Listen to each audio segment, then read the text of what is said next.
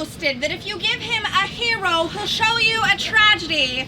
Because good guys only mean something when there's devastation trailing behind them. Like, look, Gatsby wouldn't have had any purpose if he hadn't loved a girl who made all the wrong choices for him, but whatever. Do you know how much Scott loved his wife, Zelda? So F. Scott Fitzgerald once boasted that if you give him a hero, he'll show you a tragedy. When Zelda requested a divorce, Scott responded by locking that bitch in their house. If she wouldn't love him, at least he could keep her as a muse, a bird wrapped in this cage of jazz-age novellas. F. Scott Fitzgerald once boasted that if you give him a hero, he'll show you a tragedy. So Scott, how come I keep having my body mistaken for this plot line?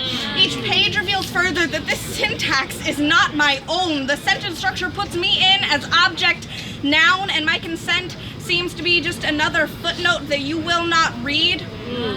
Like Zelda's novel, Save Me the Waltz, her semi-autobiographical retelling of her experience with her mental illness.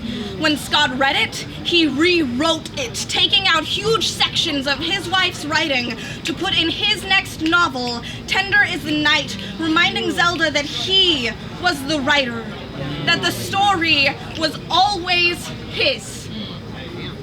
When you've been in an abusive relationship, at some point you start to feel like a book that they wrote.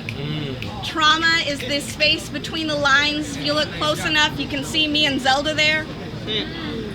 Scott bragged to Zelda's therapist, claimed that he controlled her moods, had detailed plans written out of how to construct his wife's mental breakdowns, wanted to write this marriage into a novel, into a tragedy, into another bestseller, into another chance for him to be the hero. Man, I just want to be able to be alone with a man without being afraid. Without knowing that if anything happens, it's my own fault for coming in so girl, so plot device. So Scott, how about we write this novel?